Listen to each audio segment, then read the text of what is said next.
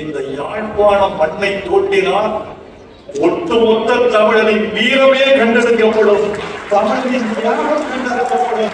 அதற்கு இந்த மண்ணிய சாட்சி. வாழ்க தமிழர்கள், வெல்க ஈழம், வாழ்க கலை என்று வாழ்க்கை விடைபெறுகிறேன். நன்றி, வணக்கம்.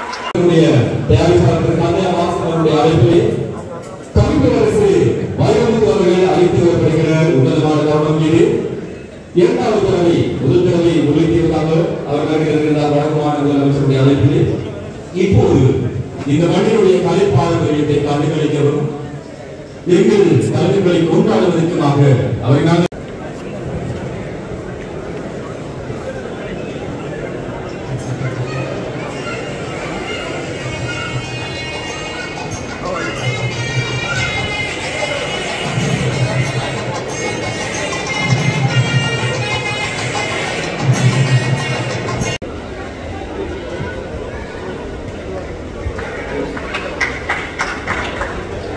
பாடலாசிரியராக, கவிஞராக, நாவலாசிரியராக இன்று வடக்கிலே அதிகமான இடங்களில் மின்வெட்டு நாளிலே இங்கே மின்சாரம் போல வந்திருக்கிற வைரமுத்துவை நாங்கள் வரவேற்கிறோம். பல்லாயிரக்கணக்கான பாடல்கள், 40 ஆண்டுகளுக்கு மேலான திரைப்பயணம், பத்மஸ்ரீ, பத்மபூஷன், சாகித்ய அகாடமியுடைய விருதுகள் என்று சொல்லி தமிழே பெருமை கொள்கிற பல தளங்களை தனக்காய் மாற்றிக் கொடுத்து ஒப்பற்ற பேராளுமை கவிஞர் வைரமுத்துவை இந்த அவை இப்போது கொண்டாடி மகிழ்கிறது.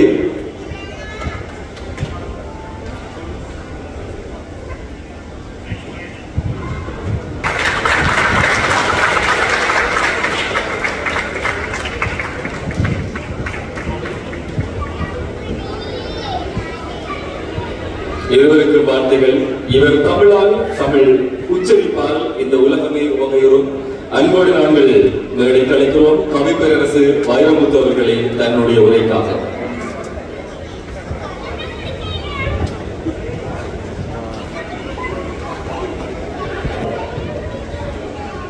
ஈழத் திருமண்ணுக்கு அழைத்து அன்பும் மகிழ்ச்சியும் கொடுத்து ஈழத்து தமிழ் திரைப்படத்தை கலையாக்கம் செய்து கொண்டிருக்கும் என்னுடைய அன்பு சகோதரர் பாஸ்கரன் கந்தையா அவர்களே, என் அருமை சகோதரர் வசந்த பவன் ரவி அவர்களே, கல்வியாளர்களே, கலையாளர்களே, பெருமைக்குரிய சகோதரர்களே, ஊடக உறவுகளே, தயாரிப்பாளர் தேனப்பன், நடிகர் ரஞ்சித், இயக்குனர் பாண்டிராஜ், இயக்குனர் நித்திலன், இயக்குனர் நடிகர் சிங்கம் புலி போன்ற அருமை கலைஞர்களே, என் உதிரத்தின் உறவுகளே, உங்கள் அனைவருக்கும் எனது அன்பான வணக்கத்தை தெரிவித்துக் கொள்கிறேன். நண்பர்களே, ஒரு வேண்டுகோள். எனக்காக சில நிமிடங்கள் உங்கள் கைபேசிகளை அணைத்து விட முடியுமா? உங்கள் இதயத்தை மட்டும் திறந்து வைத்துக் கொள்ள முடியுமா? உங்கள் காதுகளை என் உதடுகளுக்கு பக்கத்தில் கொண்டு வந்து காத்திருக்க செய்ய முடியுமா? உங்கள் கண்களும் எனது கண்களும் ஒரே புள்ளியில் சந்தித்துக் கொள்ளுமா? நான் பேசுகிற தமிழ் உங்களுக்கும் எனக்கும் மத்தியில் ஓர் அத்வைத நிலையை உருவாக்குமா என்று உங்களையெல்லாம் அன்போடு கேட்டுக்கொள்கிறேன். நான் பாஸ்கரன் கந்தையா அவர்களை பாராட்டுகிறேன். இந்த சொற்களை நான் எண்ணியே சொல்லுகிறேன். பாஸ்கரன் கந்தையாவை பாராட்டுகிறேன் என்றால் மில்லர் என்ற திரைப்படத்தை கொண்டாடப் போகிறாரே அதற்காக அல்ல. இந்த ஒரே கூரையின் கீழ் கொண்டு குவித்திருக்கிறாரே அதற்காக அல்ல. இத்தனை அறிவார்ந்த பெருமக்களை அறிமுகம் செய்து கொள்ளும் வாய்ப்புக்காக அல்ல. நான் அவரை பாராட்டுவதெல்லாம் எந்த மண்ணுக்கு சென்றாலும் சொந்த மண்ணை மறவாத உங்களுடைய தாய்மண்ணின் பற்றுக்கா, அந்த அன்புக்கா, ஈழ மண்ணை, தாய் மண்ணை, ஈழத் தமிழர்களை, உறவுகளை மறந்து விடாமல் நான் பெற்ற என்று உணர்வோடு இந்த மண்ணுக்கே வந்து எத்தனையோ நற்பணிகளை செய்து கொண்டிருக்கிறீர்களே, அதற்காக உங்கள் முதலீடுகளை 2 வழியாக செய்கிறீர்கள். ஒன்று கழனியிலே முதலீடு செய்தீர்கள், இன்னொன்று கலையிலே முதலீடு செய்திருக்கிறீர்கள். இந்த 2 முதலீடும் பல்கி பெருக வேண்டும் என்று உங்களை நான் வாழ்த்துகிறேன். நண்பர்களே, இந்த மண்ணிலே, யாழ்ப்பாணம் என்ற திருமண்ணிலே, அள்ளி தின்ன வேண்டிய மண்ணிலே தோண்டி பார்த்தால் கண்ணீரும் ரத்தமும் இன்னும் மூடிக்கொண்டிருக்கிற மண்ணிலே, இன்னும் கொஞ்சம் ஆழம் தோண்டி பார்த்தால் எங்கள் மூதாதையரின் எலும்பு கூடுகள் கிடக்கிற மண்ணிலே, காற்றை கேட்டால் தியாகங்கள் பேசுகிற மண்ணிலே, பனைமரங்களை கேட்டால் எங்கள் உயிர் தியாகங்களை உச்சரித்து பேசுகிற பனைமரங்கள் வாழுகிற மண்ணிலே நின்று கொண்டு பேசுகிறேன். இந்த மண்ணில் 3.5 லட்சம் தமிழர்கள் மட்டும் இருக்கிறீர்கள். யாழ்ப்பாண மண்ணில் இந்த மண்ணை விட்டு வெளியே போனவர்கள் 15 லட்சம் தமிழர்கள். இந்த யாழ்ப்பாண மண்ணை விட்டு மட்டுமல்ல, இந்த இலங்கை மண்ணிலிருந்து வெளியே போன மொத்த தமிழர்களின் எண்ணிக்கை ஒரு 15 லட்சம். இங்கே வாழுகிற தமிழர்களின் எண்ணிக்கை 3.5 லட்சம். இந்த 15 லட்சம் தமிழர்களில் எத்தனை சதவிகிதம் தாய் மண்ணுக்கு திரும்பி வந்து வாழ்வதற்கு சிந்தை தயாராக இருக்கிறார்கள் என்று கேட்டால் 1 விழுக்காடு என்று பதில் வருகிறது. 1 விழுக்காடு மக்கள் மட்டுமே திரும்பி வருவதற்கு வாய்ப்பு உள்ள இந்த திருமண்ணில் என் வாழ்வு, என் வளம், என் உடல், பொருள், ஆவி, கலை, காதல் எல்லாவற்றையும் இந்த மண்ணுக்கே, தாய் மண்ணுக்கே அர்ப்பணிக்கிறேன் என்று இங்கேயே வந்து குடியிருக்கிற பாஸ்கரன் தந்தையாவை நீங்கள் கரவொலி செய்து பாராட்டி தமிழர்களை எல்லாம் இந்த மண்ணுக்கு வரவேற்க வேண்டும். உலகத்தில் வாழுகிற ஈழத் தமிழ் உறவுகளே, என் சொந்தங்களே, என் நண்பர்களே, என் சகோதர சகோதரிகளே, உங்களோடு உரையாட வேண்டும் என்று நான் ஆசைப்படுகிறேன். உங்கள் மண்ணில் நான் இருக்கிறேன். பூகோளம் எனக்கு அனுமதித்திருக்கிறது. பூகோள சொல்லாக்கத்தின்படி தமிழர்களே, உங்கள் மண்ணில் யாழ்ப்பாணத்தில் நின்று கொண்டு உங்களோடு உரையாடுகிறேன். சௌக்கியம், யாழ்ப்பாணம் சௌக்கியம், யாழ்ப்பாணத்து தென்னை மரங்கள் சௌக்கியம், யாழ்ப்பாணத்து பனை மரங்கள் சௌக்கியம், சாவகச்சேரி சௌக்கியம், சாவகச்சேரியில் இருக்கக்கூடிய சோலைகள் சௌக்கியம், புத்தூர் சௌக்கியம், புத்தூரில் பறக்கிற பறவைகள் சௌக்கியம், இன்னும் சொல்ல போனா பருத்தித்துறை சௌக்கியம், பருத்தித்துறைக்கு பக்கத்தில் இருக்கிற கிராமங்கள் சௌக்கியம், உங்கள் வேப்ப மரங்கள் சௌக்கியம், நீங்கள் ஓடி ஆடிய வீதிகள் சௌக்கியம், உங்கள் பள்ளிக்கூடங்கள் சௌக்கியம், இன்னும் நீங்கள் விட்டு வைத்திருக்கிற மூதாதைகள் எல்லாம் சௌக்கியம். நீங்கள் நலமா என்று கேட்கத்தான் யாழ்ப்பாண மண்ணிலிருந்து நான் உங்களோடு பேசிக் கொண்டிருக்கிறேன். தோழர்களே, நண்பர்களே, சௌக்கியம் என்று சொன்னாயே வைரமுத்து, எங்கள் ஊர் காற்று சௌக்கியமா என்று நீங்கள் கேட்பது என் காதில் விழுகிறது. இல்லை, காற்று மட்டும் சௌக்கியம் இல்லை. ஏனென்றால் நாங்கள் வீசுகிறோம். இங்கே வாழுகிற ஒவ்வொரு தமிழரும் சுவாசிப்பதற்காக, எல்லா தமிழர்களும் சுவாசிப்பதற்காக வீசுகின்ற எங்களை எல்லா தமிழரும் சுவாசிக்க முடியாமல் பல லட்சம் தமிழர் கடலாண்டி போய்விட்டானே என்று காற்று வருந்துகிறது. தோழர்களே, தன்னை சுவாசிக்க தமிழர் இல்லாமல் காற்று மட்டும் வாடுகிறது, காற்று மட்டும் புறப்புகிறது, காற்று மட்டும் பனை மரங்களோடு முட்டி முட்டி ஓசையிடுகிறது என்று எனக்கு தோன்றுகிறது. நீங்கள் வாழ்க, எங்கிருந்தாலும் தமிழ் உணர்வோடு வாழ்க, எங்கிருந்தாலும் தமிழோடு வாழ்க. உங்கள் பிள்ளைகளுக்கு தமிழ் சொல்லிக் கொடுத்து வாழ்க, உங்கள் பிள்ளைகளுக்கு தமிழ் பண்பாட்டை கற்றுக் கொடுத்து வாழ்க. உங்கள் தலைமுறை வரைக்கும் உங்கள் ஊர் உங்களுக்கு காதலாக இருக்கிறது, இங்கு வர வேண்டும் என்ற துடிப்பு இருக்கிறது. உங்கள் பிள்ளைகளுக்கும் இந்த தாய் மண்ணுக்கு வர வேண்டும் என்ற துடிப்பு அருந்து விடாமல் பார்த்துக் கொள்ள வேண்டியது உங்களுடைய கடமை என்று உங்களை பார்த்து கேட்கிறேன். மில்லருக்கு என் வாழ்த்துக்கள், தம்பி ரீகனுக்கு என் வாழ்த்துக்கள், இயக்குனர் சிவராஜ் வாழ்த்துக்கள், இசையமைப்பாளர் மதீசன் என் வாழ்த்துக்கள், ஆசிரியர் அஸ்மின் வாழ்த்துக்கள். ரீகன் சொன்னபோது ஒன்றுக்காக நீங்கள் கைதட்டினீர்கள். இப்போது நான் பாஸ்கரன் கந்தையாவின் மகனாக அறியப்படுகிறேன். இன்னும் கொஞ்ச நாள் போகட்டும், இந்த ரீகன் தான் பாஸ்கரன் கந்தையாவின் தந்தை என்று இந்த உலகம் சொல்லுமாறு நான் வாழப் போகிறேன், சாதிக்க போகிறேன் என்று சபதம் எடுத்திருக்கிறான் அந்த தம்பி. அந்த சபதம் வெற்றி பெற வேண்டும் என்று உங்கள் அத்தனை பேரின் சார்பில் நான் வாழ்த்துகிறேன். இப்படித்தான் வேண்டும் இளைஞர்கள், இப்படித்தான் வேண்டும் துடிப்பு, இப்படித்தான் எடுக்க வேண்டும் அலைகூவல். ஏனென்றால் இந்த வாழ்க்கை ஒன்றும் சுலபமானதில்லை.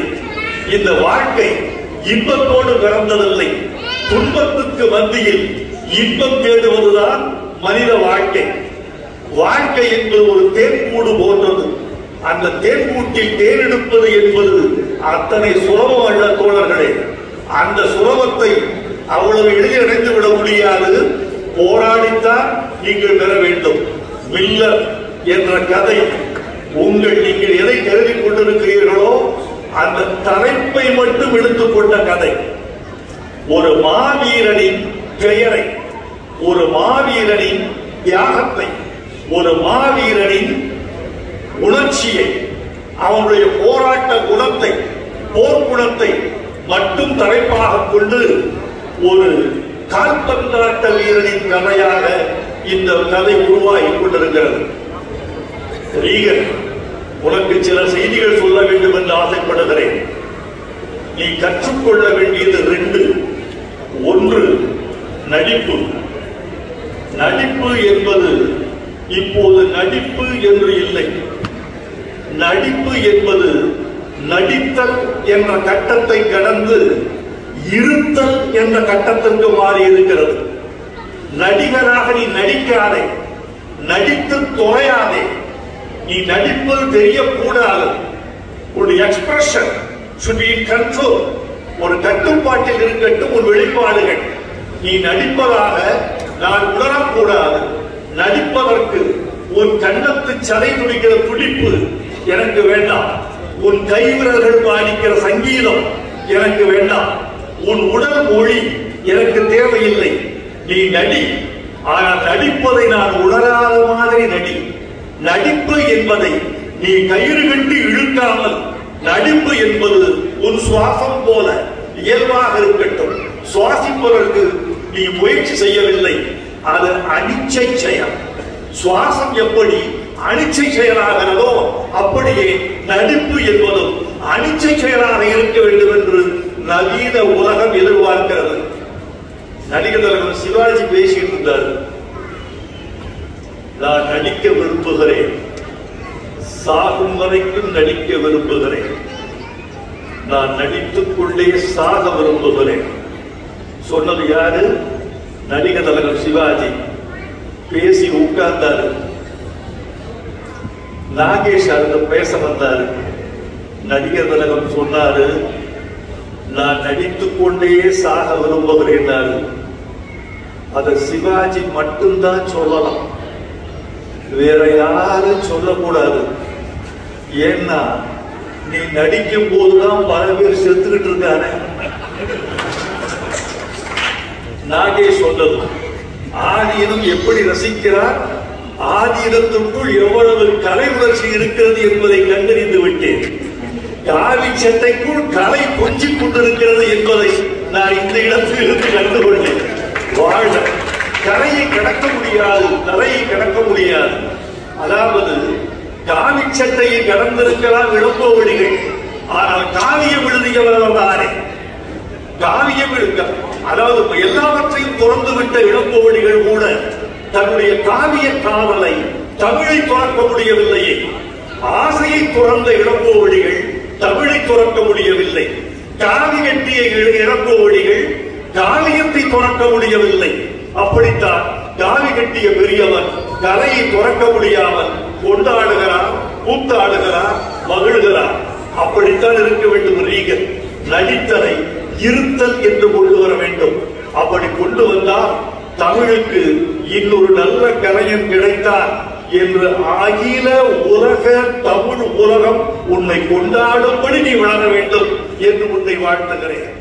நண்பர்களே, ஒன்று சொன்னேன், நடித்தல் என்பது நடித்தல் அல்ல, இருத்தல்.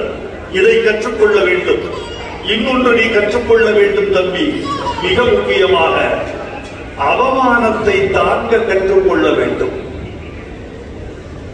இழிவுகளை ஏற்க கற்றுக்கொள்ள வேண்டும். தோல்விக்கு தோள்களை தயாரிக்க வேண்டும். தோல்விக்கு தோள்களை தயாரிக்கிறவனும் அவமானத்தை தாங்குவதற்கு நெஞ்சை அகலப்படுத்திக் கொள்கிறவனும் ஏமாற்றத்தை தாங்கிக் கொள்வதற்கு இருதயத்தை பெரிதுபடுத்திக் கொள்கிறவனும் இந்த துறையில் மட்டுமல்ல, எந்த துறையிலும் வெற்றி பெறுவான். நான் ஒரு சம்பவம் சொல்லட்டுமா? 1940களில் எல்லிசார் டங்கன் என்ற அமெரிக்கர், அந்த அமெரிக்கரின் கார் நகர்கிறது. ஒரு நடிகர், அந்த படத்தில் நடித்த நடிகர் அந்த காருக்கு பின்னாலே ஓடிக்கொண்டிருக்கிறார். கார் இன்னும் வேகம் எடுக்கவில்லை, மெல்ல போய் கொண்டிருக்கிறது. ஓடுகிறார். என்ன மேன் ஓடுவார்?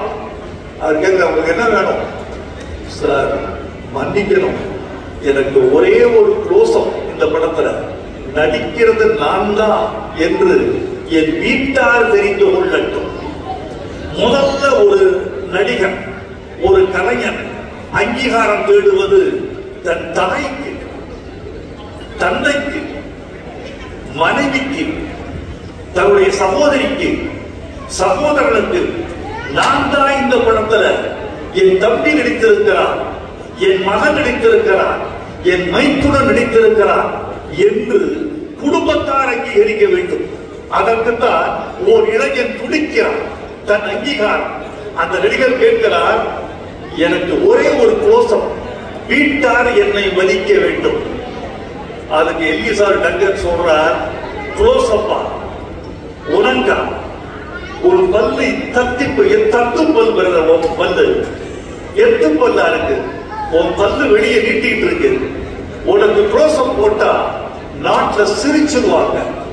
எனக்கு டைரக்ஷன் தெரியல, தயாரிப்பாளர் என்னை துரத்திடுவார். உனக்கு க்ளோசப் போட முடியாது, போ. க்ளோசப் போட முடியாது என்று சொன்னவர் எல்லிசார் டங்கன். எனக்கு ஒரே ஒரு க்ளோசப் போடு என்று கேட்டவர் மக்கள் திலகம் எம்.ஜி. ராமச்சந்திரன். நம்புவீர்களா?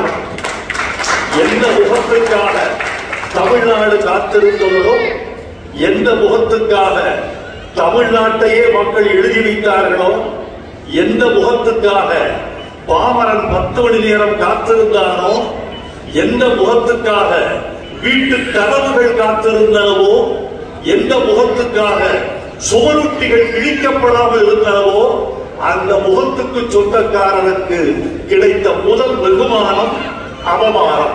அது ஒரு முகத்துக்கு க்ளோசப் போட முடியாது பிரதர், போட்டா என்னையே தயாரிப்பாளர் தூக்கிடுவான், உன் பல்லு மேலே எத்திட்டு இருக்கு, வேண்டாம். இப்படி சொல்லப்பட்டவர் எம்.ஜி. ராமச்சந்திரன்.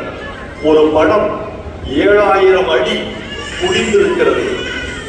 7000 அடி முடிந்தவுடன் அந்த படத்தை போட்டு பார்க்கிறார்கள். தயாரிப்பாளர் படம் பார்க்கிறார், எடிட்டர் படம் பார்க்கிறார், இயக்குனர் படம் பார்க்கிறார். இத்தனை பேரும் படம் பார்த்துவிட்டு இந்த படத்தை எடுத்ததோடு நிறுத்திக் கொள்வோம், வேண்டாம் என்கிறார்கள். என்ன சொல்றீங்க? இந்த கதாநாயகன் சரியில்லை. என்னாச்சு? அவன் வாயை திறந்தா மீன் வாயை திறக்கிற மாதிரி இருக்கு. அவனுக்கு அளவா வாய் திறக்க தெரியல. ரீகன், நீங்க இந்த செய்தியை குறித்துக் கொள்ள வேண்டும் தம்பி. அவனுக்கு அளவாக வாய் திறக்க தெரியவில்லை என்பதே ஒரு குற்றம். எந்த சொல்லுக்கு எவ்வளவு வாய் திறக்க வேண்டும் என்பதே நடிப்பின் அளவு, நடிப்பின் அழகு, யூனிட். நடிப்பின் அழகு என்பது எந்த சொல்லுக்கு எவ்வளவு வாய் திறக்க வேண்டும் என்பது. இவன் எல்லா வார்த்தைகளுக்கும் ஒரே மாதிரி வாய் திறக்கிறான். இவன் பேசும்போது மீன் வாய் திறப்பது மாதிரி இருக்கிறது. எனவே இவனை தூக்கிவிட்டு கே.ஆர். ராமசாமியை போட்டு இன்னொரு படம் எடுத்து விடலாம், இதை அப்படியே தூக்கி வையுங்கள் என்று சொன்னார்கள். பிறகு அப்படி சொல்லப்பட்டவருக்கு இந்த தகவல் போனதும் அவர் ஸ்டுடியோவில் இருந்து வேப்ப மரத்தடியில் அழுதார். அந்த நடிகர், புதுமுக நடிகர். அவர் சொன்னார், பின்னாடி அந்த வேப்ப மரம் வளர்ந்ததெல்லாம், அந்த ஸ்டுடியோவில் வேப்ப மரம் வளர்ந்ததெல்லாம் தண்ணீரால் அல்ல, நான் நடித்த கண்ணீரால் என்று சொன்னார். அப்படி எல்லா சொற்களுக்கும் மீனை போல அகலமாக வாய் திறக்கிறான், வேண்டாம் இந்த நடிகன் என்று புறந்தள்ளப்பட்டு பேசப்பட்டவர் நடிகர் திலகம் சிவாஜி கணேசன். படம் பராசக்தி. பராசக்தி படத்தில் நிராகரிக்கப்பட்டவர், அவமானப்படுத்தப்பட்டவர், வேண்டாம் என்று விரட்டப்பட்டவர், கோர்ட்டு சீரில் எல்லாம் நல்லா இல்லை என்று கருதப்பட்டவர் யாரு? நடிகர் திலகம் சிவாஜி கணேசன். எம்ஜிஆருக்கே அந்த கதி என்றால், நடிகர் திலகம் சிவாஜி கணேசனுக்கே இந்த கதி என்றால், நாம் எம்மாத்திரம் என்று நினைத்துக் கொள்கிறவன் நல்ல கலைஞனாக இருப்பான், எதையும் ஏற்றுக்கொள்ளத்தக்கவராக இருப்பான். ஒரு படம் இயக்குனர் ஸ்ரீதர் எடுத்துக் கொண்டிருக்கிறார். படத்திற்கு கதாநாயகனை முடிவு செய்து விட்டார். கதாநாயகிக்கு தேடிக் கொண்டிருக்கிறார். நூற்றுக்கணக்கான படங்கள் வருகின்றன. உதவி இயக்குநர்கள் அலுவலகத்துக்கு வருகிறார். படத்தையும் பார்க்கிறார், பெண்ணின் முகத்தையும் பார்க்கிறார், இன்னொரு போட்டோஷூட் பண்ணுகிறார்கள். எடுத்து ஒப்பிட்டு பார்த்துவிட்டு அந்த பெண்ணிடம் ஸ்ரீதர் சொல்லுகிறார், பெண்ணே, இந்த படத்துக்கு இந்த கேரக்டருக்கு நீ பொருந்தி வர மாட்டாய். உன் முகம் குதிரை மூஞ்சி மாதிரி நின்று இருக்கிறது. எனக்கு கொஞ்சம் வட்ட முகம் வேண்டும். அதனால் உன் குதிரை மூஞ்சி மாதிரி நின்றிருக்கிற முகம் இன்னும் சில ஆண்டுகளில் சரியாகலாம். அதற்கு பிறகு நீ வா என்று ஒரு பெண்ணை அனுப்புகிறார். அப்படி அனுப்பப்பட்ட பெண்ணின் பெயர் ஹேமமாலினி.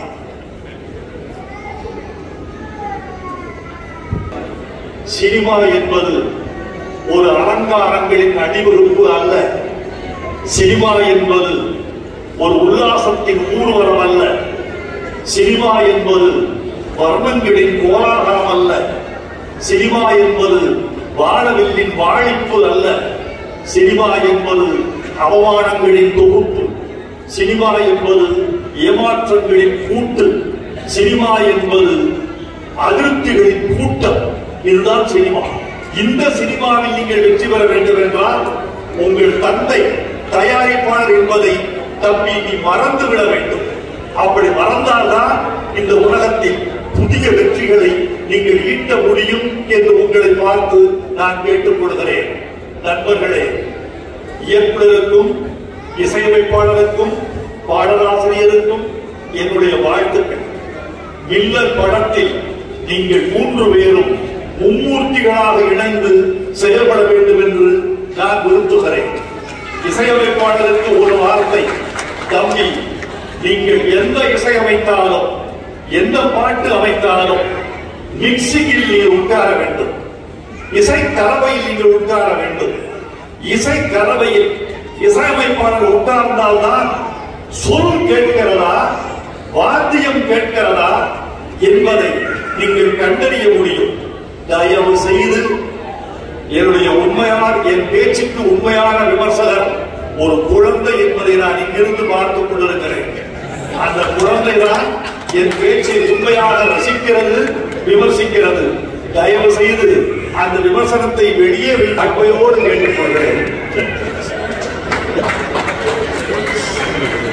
செல்போனை அணைக்க முடிந்த அம்மா உன்னால், இதயத்தை திறந்து வைக்க முடிந்த அம்மா உன்னால், உன் குழந்தையின் வாயை அடக்க முடியவில்லை என்றாலே அதுதான் பிள்ளையினுடைய பெருமை, அதுதான் அன்னையினுடைய திறமையின்மை.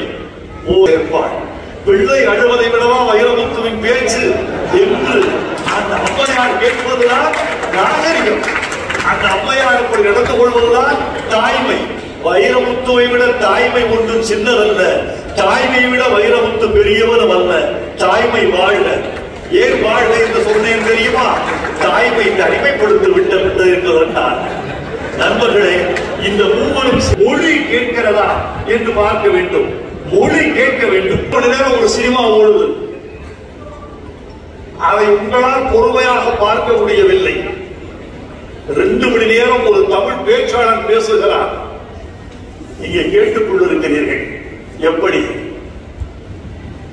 இசை இருக்கிறது, நடனம் இருக்கிறது, கண்ணீர் இருக்கிறது, காதல் இருக்கிறது, வர்ண ஜாலங்கள் இருக்கின்றன, பின்னணி இசை இருக்கிறது, செக்ஸ் இருக்கிறது, காதல் இருக்கிறது. எல்லாம் இருந்தாலும் 2.25 மணி நேரம் பொறுமையாய் கேட்க முடியாத தமிழன் ஒரு நல்ல பேச்சாளர் மேடையில் பேசினார். 2 மணி நேரம் எல்லாவற்றையும் மறந்துவிட்டு கேட்டுக் கொண்டிருக்கிறார். ஏன்? எல்லா கலைகளையும் விட தமிழ் பெரியது என்று தமிழருக்கு தெரியும்.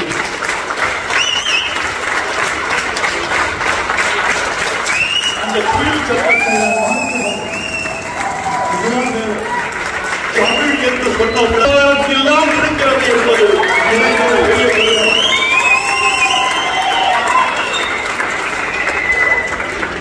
யாழ்ப்பாணத்தில் தமிழுக்கு கைதட்டாமல் எந்த மண்ணில் கைதட்டுவார்? நீங்கள் பாருங்கள். அதனால்தான் சொல்கிறேன், இசையமைப்பாளர்களே, தயவு செய்து வாத்தியங்களை கொஞ்சம் 40 விழுக்காடு வாத்தியத்தை வைத்துக் கொண்டு 60 விழுக்காடு தமிழுக்கு ஏற்றுங்கள். தமிழ் கேட்க வேண்டும் என்று தமிழன் துடிக்கிறான். பாலும் பழமும் கைகளில் ஏந்தி, பவள வாயில் புன்னகை சிந்தி, கோர மயில் போல் நீ வருவாயே, கொஞ்சம் கிளியே அமைதி கொள்வாயே எழுதி 65 ஆண்டுகளுக்கு பிறகும் நான் சொல்கிறேன், நீங்கள் ரசிக்கிறீர்கள். காரணம், கண்ணதாசன் தமிழ். எறும்பு தோலை உரித்து பார்க்க யானை வந்ததடா, நான் இதயத்தோலை உரித்து பார்க்க ஞானம் வந்ததடா. தமிழ் கேட்கிறது. தமிழ் நான் தமிழ் கற்றுக்கொண்டது திரைப்பட பாடல்களில், திரைப்பட வசனங்களில். கலைஞரும் கலைஞர் எழுதுகிற பராசக்தியும், கலைஞர் எழுதிய மனோகராவும், கண்ணதாசன் எழுதிய பாடல்களும் வைரமுத்துவின் கண்களை திறந்து விட்டன, காதுகளுக்கு இருந்து வந்தன என்பதை எந்த மன்றத்திலும் சொல்வதற்கு எனக்கு தயக்கமில்லை. பூக்கள் எப்போது மலரும் என்று என் தமிழ் வாத்தியார் எனக்கு சொல்லிக் கொடுக்கவில்லை. பல்கலைக்கழக பாடத்தில் அது இல்லை. ஆனால் பாடலில் இருந்தது. பாடத்தில் இல்லாத விவரம் பாடலில் இருந்தது. எந்தெந்த பூ எவ்வப்போது மலரும், தாமரை பூ எப்போது மலரும், மல்லிகை பூ எப்போது மலரும், முல்லைப்பூ எப்போது மலரும் என்ற செய்தியை எனக்கு சொன்னது ஒரு திரைப்பட பாட்டு. காலையில் மலரும் தாமரை பூ, அந்த கருக்களில் மலரும் மல்லிகை பூ, இரவில் மலரும் முல்லைப்பூ, இவள் என்றும் மணக்கும் அல்லிப்பூ என்று எழுதிய பாடலின் வழியாக காலையில் சூரியனால் மலர்வது தாமரை, இரவில் நிலவால் மலர்வது அல்லி, மாலை கருக்களில் மலர்வது மல்லிகை என்று சொல்லிக் கொடுத்தது. தாழப்பூ எப்போது மலரும்? 1958 வெளிவந்த நாடோடி மன்னலில் சுரதா எழுதிய பாட்டு. கண்ணில் வந்து மின்னல் போல் காணலே என்ற பாட்டில் சுடர் மின்னல் கண்டு தாழை மலர்வது போலே உண்மை கண்டு உள்ளமே மலர்ந்தேனே. அப்போ மின்னல் அடிக்கிற வெளிச்சத்தில், மின்னல் அடிக்கிற ஒளியில் தாழை மொட்டு வெடித்து வளர்கிறது, தாழை மனம் வீசப்படுகிறது என்று சொன்னது திரைப்பட பாட்டு. விஞ்ஞானம் சொல்லாததை இலக்கியம் சொன்னது, பாடம் சொல்லாததை பாடம் சொன்னது. எனவே பாட்டு எழுத வருகிற இளைய தம்பிகள், உங்களுக்கெல்லாம் ஒரு வார்த்தை, தயவு செய்து இலக்கியத்தை கற்றுக்கொண்டு வந்து பாட்டு எழுதுங்கள். தமிழ் இலக்கியத்தை ஊன்றி படித்துவிட்டு வந்து பாட்டு எழுதுங்கள். விஞ்ஞானத்தை பாட்டுக்குள் புகுத்துங்கள். இதயம் துடிப்பது என்றாலும் 2 நிமிடம் உயிர் இருக்கும். ஐஸ்வர்யா ராய்க்கு இந்த பாட்டை நான் வச்சேன். ஏன் தெரியுமா? நான் சொன்னால் கேட்க மாட்டார்கள், தமிழ் பேராசிரியர் சொன்னால் கேட்க மாட்டார்கள், ஒரு நோபல் பரிசு பெற்ற விஞ்ஞானி சொன்னால் கேட்க மாட்டார்கள், ஐஸ்வர்யா ராய் சொன்னால் இளைஞன் கேட்பார்.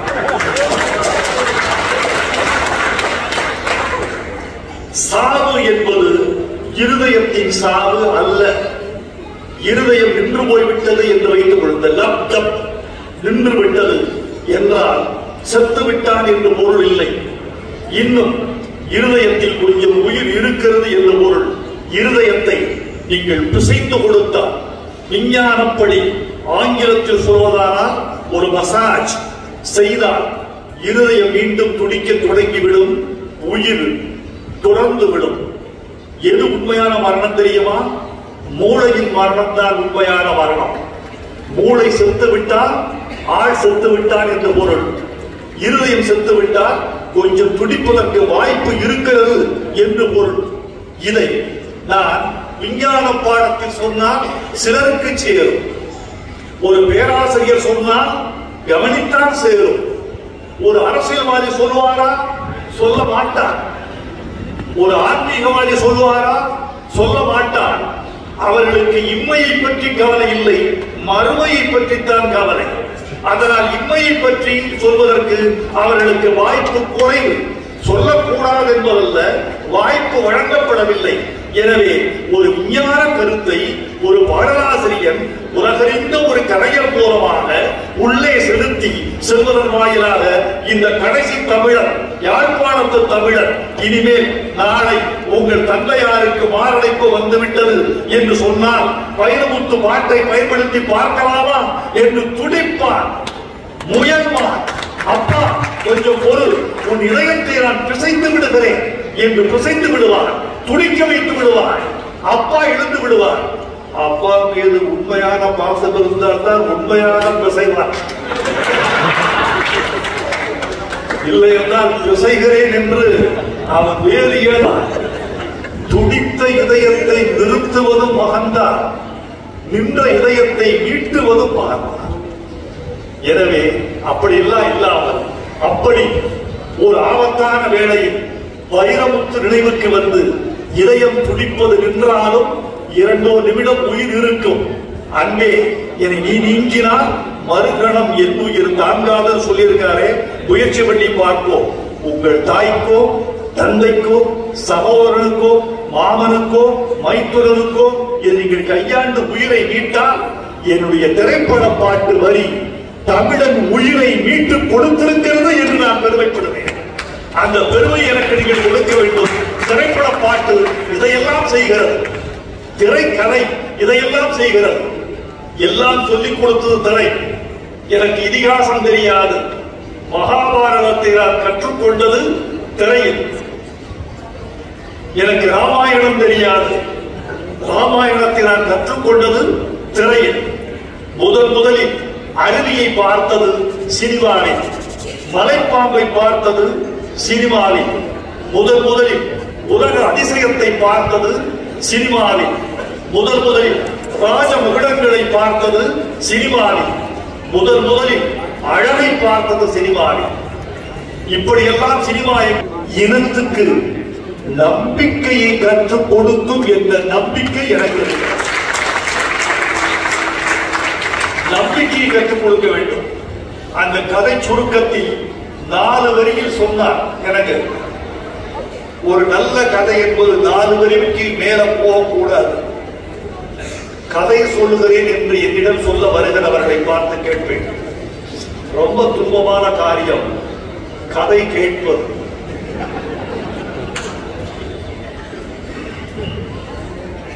நான் சொன்னேன், ஒரு பாட்டுக்கு இவ்வளவு பணமா வாங்குறீங்கன்னு ஒருத்தர் கேட்டார். என்ன ஒரு இயக்குனர், ஒரு பாட்டுக்கு இவ்வளவு பணமா வாங்குறீங்கன்னு கேட்டார்.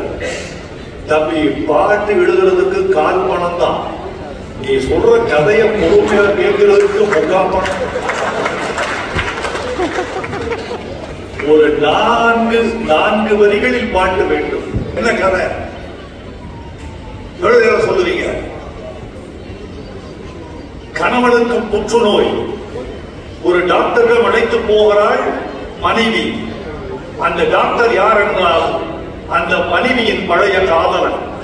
காப்பாற்றினானா இல்லையா? இதான் இங்கே ஒரு அறை. இதுக்கு மேல இருக்கு. மகாபாரதம் என்ன கதை, ராமாயணம் என்ன கதை? மகாபாரதம் சுருக்கமா சொல்லு. அண்ணன் தம்பிகள் எப்படி இருக்கக்கூடாது என்பது மகாபாரதம். ராமாயணம் அண்ணன் தம்பிகள் எப்படி இருக்கணுங்கிறதுக்கு உதாரண கதை ராமாயணம். ராமன், பரதன், லட்சுமணன், சத்துருக்கணன் மாதிரி இருக்கணும் அண்ணன் தம்பிகள். விட்டு கொடுத்து திருதராஷ்டிரன், தர்மன், பீமன் இப்படி இருக்கக்கூடாது. மகாபாரதம் இருக்கக்கூடாது. அண்ணன் தம்பிகள் எப்படி ஒற்றுமையாக இருக்கணும் ராமாயணம், எப்படி இருக்கக்கூடாது மகாபாரதம். போதும், மிச்சத்தை நான் பார்த்துக்கிறேன். இவ்வளவுதான் கதை. இந்த கதைக்கு நீங்கள் பாட்டு எழுதுகிற போது எந்தெந்த நிகழ்கிறது என்பதான் முக்கியம். நாங்க பாட்டு எழுத உட்காருகிற போது தோழர்களே, பாட்டை கடைசியாக ஆரம்பிப்போம், பேசிக் கொண்டிருப்போம். எங்கள் மூளை சுட வேண்டும், இருதயம் இதம் பெற வேண்டும். எங்கள் நகைச்சுவையால் எங்கள் இருதயம் விரிவடைய வேண்டும். உலக அனுபவங்களை பேச வேண்டும், கொஞ்சம் பங்கு பேச வேண்டும், கொஞ்சம் கோல் சொல்ல வேண்டும், கொஞ்சம் புறம் பேச வேண்டும். இதையெல்லாம் செய்து முடித்து விட்டு முத்து படத்துக்கு பாட்டு எழுத போயிருந்தோம். கொச்சின்ல கடலுக்குள்ள ஒரு தாஜ் ஹோட்டல் இருக்கு. சுத்தி கடல், கடலுக்கு பத்தியில் தாஜ் ஹோட்டல். அங்கு ரஜினிக்கு ஒரு ரூம், ஏஆர் ரகுமானுக்கு ஒரு ரூம், எனக்கு ஒரு ரூம், கேஎஸ் ரவிக்குமாருக்கு ஒரு ரூம். 4 பேர் உட்கார்ந்து அவர் இரவெல்லாம் நாங்க பேசிட்டு இருப்போம். காலையில தான் அவர் வருவார் வெளியே. இரவு பேசிக்கொண்டு இருந்த போது ஒரு நாள் ரஜினி கேட்டார், இந்த படத்துல என்னென்ன உலகத்தின் தத்துவங்களை பற்றி பேசுறோம், அரசியல் கொஞ்சம் பேசுவோம், ஆன்மீகம் கொஞ்சம் பேசுவோம், இலக்கியம் கொஞ்சம் பேசுவோம், சினிமா கொஞ்சம் பேசுவோம், கொஞ்சம் புறம் பேசுவோம். கொஞ்சம், நான் அதிகமா புறம் பேச பிடிக்காது, சிரித்துக் கொள்வேன். நான் கேட்டு வாங்கிக் கொள்வேனே தவிர என்னிடமிருந்து யாரும் கேட்க முடியாது. நான் கேட்டு வாங்கிக் கொண்டதை சேமித்துக் கொள்வேன். நான் புறம் சொல்வதில்லை. புறம் சொல்வது என்பது ஒரு பலவீனம். உன்னிடத்தில் எது இல்லையோ அதுதான் புறம். உன்னிடத்தில் எது இல்லாமல் போய்விட்டதோ அதுதான் புறமாக வெளிவருகிறது. அடுத்தவனின் ஒழுக்கமின்மையை பற்றி பேசினால் அது உன்னிடத்தில் இல்லை என்ற பொருள். அடுத்தவனின் பலவீனத்தை பற்றி பேசினால் உன்னிடம் இந்த பலவீனம் இருக்கிறது என்ற பொருள். அடுத்தவன் வீட்டு விஷயங்களை பற்றி பேசினால் உன் வீட்டு விஷயம் சரியில்லை என்ற பொருள். புறம் பேசுவது என்பது உனது இல்லாமை, உனது இயலாமை பேசுவதில்லை. குடிக்கிற போது தத்துவத்தை பற்றி பேச்சு வந்தது. அப்போது நான் சொன்னேன், அலெக்சாண்டர் கதை தெரியுமா சார் உங்களுக்கு? சொல்லுங்க சொல்லுங்க சொல்லுங்க. ரஜினியிடம் ஒரு பெரிய முக்கியமான விஷயம், கேட்பதில் நல்ல ஆர்வமுடையவர். ஒரு முக்கியமான விஷயம், உங்களுக்கு யாரை பிடிக்கும் தெரியுமா? உங்களுக்கு நன்றாக பேசக்கூடியவனை பிடிக்காது, நன்றாக கேட்கக்கூடியவனைத்தான் உங்களுக்கு பிடிக்கும். மனைவி உங்களுக்கு எது வரைக்கும் பிடிக்கும் தெரியுமா? நீங்க சொல்றத அவர் பேசாம கேட்டுக்கிட்டு இருக்க வரைக்கும் தான். கணவனை எது வரைக்கும் பிடிக்கும் தெரியுமா? மனைவி சொல்றத அப்புறம் அப்புறம் அப்புறம் கேட்டுக்கிட்டு வரைக்கும் தான். ஒரு ஆண் ஒரு பெண்ணை திருமணம் செய்து கொள்வதும் ஒரு பெண் ஒரு ஆணை திருமணம் செய்து கொள்வதும் எதற்காக என்றால் காலம் போல கடைசியில் கேட்பதற்கு ஆள் வேண்டும் என்றுதான். ஆள் போயிடுவோம், எல்லாரும் இறந்து போயிடுவாங்க, நண்பர்கள் பிரிந்து போய்விடுவார்கள். ஒரு ஆணும் ஒரு பெண்ணும் மட்டும்தான் வீட்டில் இருப்பாங்க. காலம் என்ன செய்ய தெரியுமா? நல்ல லிசனர் வேணும் எனக்கு, அதுக்குத்தான் நீ. நல்ல லிசனர் வேணும் உனக்கு, அதுக்குத்தான் நான். இப்ப லிசனர் வேண்டும் என்று இருக்கிற போது காலம் 2 பேரையும் செவிடாக்கிவிடும். இதுதான் வாழ்க்கையின் மிகப்பெரிய சோகம். நல்ல லிசன். எனக்கு ரஜினி ஏன் பிடிக்கும் தான், எது சொன்னாலும் சொல்லுங்க, அந்த ஆர்வம், அது பிடிப்பு தூண்டி விடுதல். காதலிக்கு கூட நீங்கள் தொடுகிற போது அவள் உணர்ச்சியை தூண்டவில்லை என்றால் காதல் செத்து போகும். தலையில் முடி வைத்திருப்பவர், ஆமா சார் அப்படித்தான், எங்க ஆளுக்கு அது இல்லவே இல்லை. அப்ப சொன்ன அலெக்சாண்டர் உலகம் முழுவதையும் வென்றவன். 32 வயதில் இறந்து போன மாசிடோனியா மன்னன் அலெக்சாண்டர் இந்தியா வரைக்கும் வந்தவன். அவன் ஒரு குறிப்புக்கு கிடைக்கிறது, நாளை சூரியன் உதிக்கிற போது நான் உயிரோடு இருக்க மாட்டேன் என்று அவனுக்கு தோன்றுகிறது. ஆங்கிலத்தில் ஒரு பழமொழியை சொல்லுவார்கள் தோழர்களே, you can smell your own death. உன் மரணத்தை நீயே உணர முடியும். எங்க ஊர்ல சில கிழவன் கிழவிகள் அப்படி இருக்க பார்த்திருக்கேன். மூக்கம்மாவுக்கு சொல்லிவிடு, மூத்த மகளுக்கு நாளைக்கு காலையில 8 மணிக்குள்ள வர சொல்லு. பரம இருப்பான், வர சொல்லு, நாளை 8 மணிக்குள்ள இருக்க மாட்டேன். ஒச்சாய் இருப்பான், வர சொல்லு, 8 மணிக்கு இருக்க மாட்டேன். 7:55 உயிர் போயிடும். எப்படித்தான் இன்ட்யூஷன். உலகத்துல கடவுள் என்பது இன்ட்யூஷன் நினைக்கிறேன். இன்ட்யூஷன் தான் கடவுள், கடவுள் தான் இன்ட்யூஷன். அந்த உள்ளுணர்வு, அந்த உள்ளுணர்வு சொல்லும். அலெக்சாண்டருக்கு தெரிகிறது, நாளை நான் உயிரோடு இருக்க மாட்டேன் என்று படைத்தலைவனை அழைக்கிறான். அழைத்து விட்டு சொல்லுகிறான், படைத்தலைவனே, நாளை காலை சூரிய உதயத்தில் என் உடல் என் உயிர் இரண்டும் தனித்தனியே பிரிந்துவிடும். என்னை சொந்த மண்ணுக்கு கொண்டு செல். இது எப்படி சொல்றீங்க? அதற்காக உன்னை இழைக்கவில்லை. என் உடலை சொந்த மண்ணுக்கு கொண்டு செல்லும் போது என் கைகள் இரண்டும் சவப்பெட்டிக்கு வெளியே இருக்கட்டும். ஏன் அப்படி பண்ணா? வேறொன்றுமில்லை, இந்த உலகம் முழுவதையும் வென்று முடித்து விட்டு இனிமேல் வெல்லுவதற்கு நாடு இல்லையே என்று கவலைப்பட்ட அலெக்சாண்டர் கூட போகும்போது வெறுங்கையோடு போனான் என்பதை இந்த உலகம் தெரிந்து கொள்ளட்டும். அதுக்குதான் என் கைகளை வெளியே வைத்து. இதை கேட்டுட்டு ரஜினி சொல்றது எப்படி பிரமாதம். இத நாளைக்கு என்னுடைய அறிமுக பாட்டில் இதை சேர்த்த முடியுமா? அந்த கலைஞருக்கு ஆசையை பார்த்தீங்கன்னா இது நல்ல விஷயமா இருக்கு, இதை என் பாட்டுக்குள்ள சேர்த்துட முடியுமா? பாட்டுக்குள்ள அலெக்சாண்டர் கொண்டு வருவது irrelevant-ஆ இருக்கும் சார். உங்க படம் அலெக்சாண்டர் பற்றிய படம் அல்ல. அலெக்சாண்டர் இப்படி சொன்னான்னு சொல்ல முடியாது. ஆனால் அலெக்சாண்டர் சொன்ன தத்துவத்தின் சாரத்தை நான் கொண்டு வர முடியுமான்னு பார்க்கிறேன். அந்த சாரத்தை மட்டும் கொடுக்கிறேன். அதுதான் மண்ணின் மீது மனிதனுக்கு ஆசை, மண்ணின் மீது மனிதனுக்கு ஆசை, மனிதன் மீது மண்ணுக்கு ஆசை.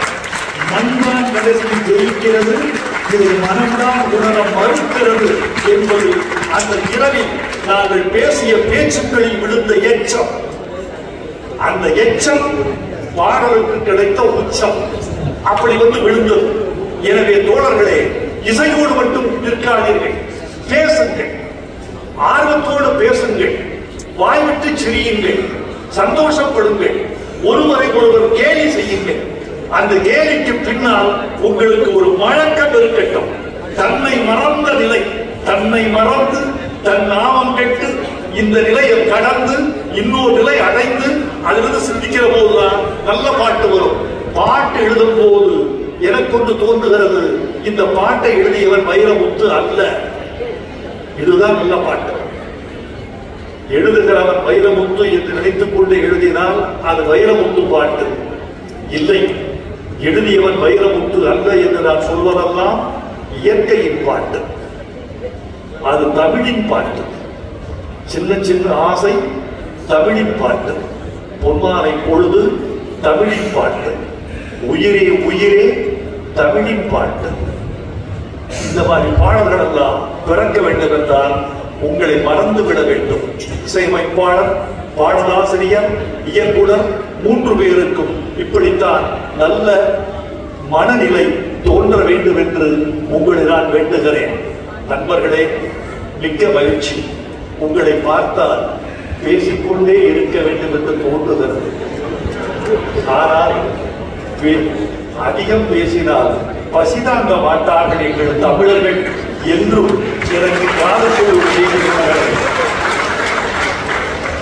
பசி வந்த போதே இவ்வளவு கைதட்டுகிறீர்களே, சாப்பிட்டு முடித்தால் இவ்வளவு கைதட்டுவீர்கள் என்று நான் யோசித்து பார்க்கிறேன். நண்பர்களே, மிக்க நன்றி.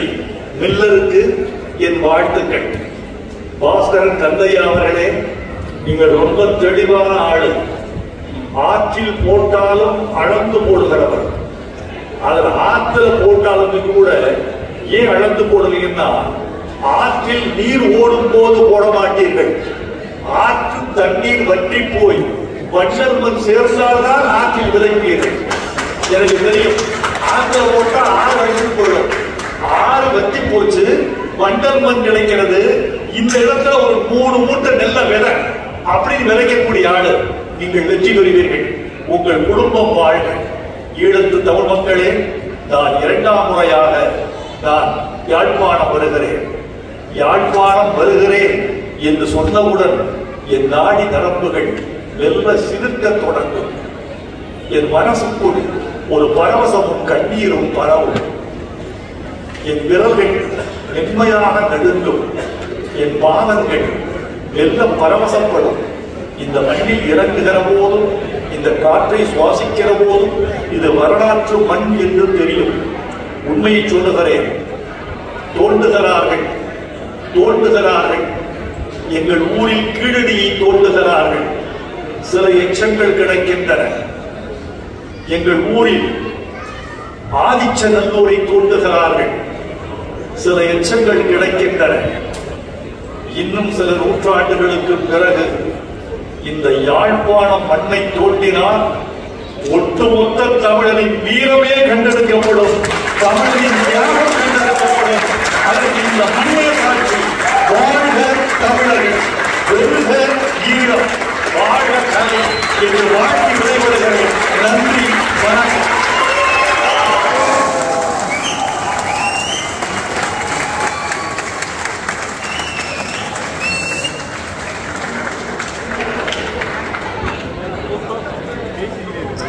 இத்தனை நேரமாய் இத்தனை பேரும் காத்திருந்தது இந்த உரைக்குத்தான். கவிப்பேரரசு வைரமுத்து அவர்கள் உரையாற்றி அமர்ந்திருக்கிறார்கள். நிகழ்வினுடைய நிறைவாக